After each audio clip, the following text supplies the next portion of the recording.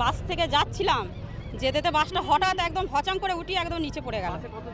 কতজন ছিল ঠিক বলতে পারবো না, তবে সমস্ত সিটগুলো ভর্তি ছিল। আহত হয়েছে প্রায় অনেকেই আহত হয়েছে, কিন্তু দুজন ডেড হয়ে গেছে।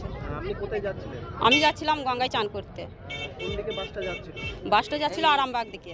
আরামবাগ মানে এই মুতোডাঙ্গায়। অনেকেই বলছে নাকি যে গাড়িটা ব্রেক ফেল করেছে। ড্রাইভারকে দেখা গেছে? না, দেখতে পাইনি। পুলিশ এসেছে? পুলিশ এসেছে। এখন কেমন আছে? এখন আমরা ভালো আছি, কিন্তু আমাদের সঙ্গে যে দুজন ছিল তার দিকে হসপিটালে নিয়ে গেছে। অ্যাক্সিডেন্ট হয়েছে, দুর্ঘটনা হয়েছে, আমাদের আমাদের ছেলেরা পুরোপুরি বিশাল সহযোগিতা করেছে।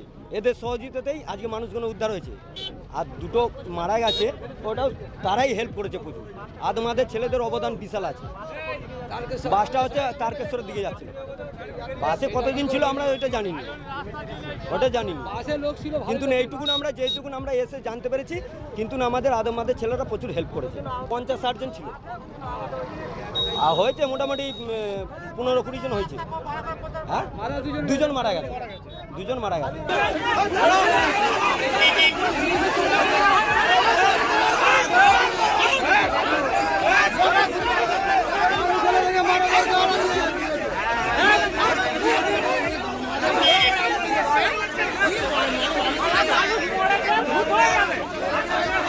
বাসের গুলি কেটে গেছে, ওই জন্য এমনি অবস্থা হয়েছে। দুজন মারা গেছে।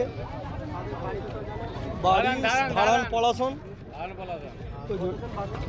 বাসে খান 30 ছিল, দুজন মারা গেছে।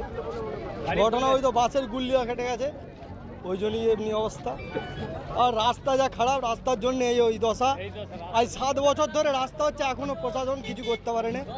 আর এই 1 ঘন্টা আগে হয়েছে, একটা মাত্র অ্যাম্বুলেন্স হয়েছে, এখনো অ্যাম্বুলেন্স নেই।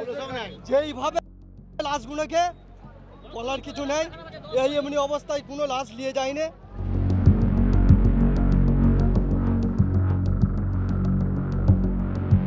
ফলো করুন সংবাদ প্রতিদিন ডিজিটাল।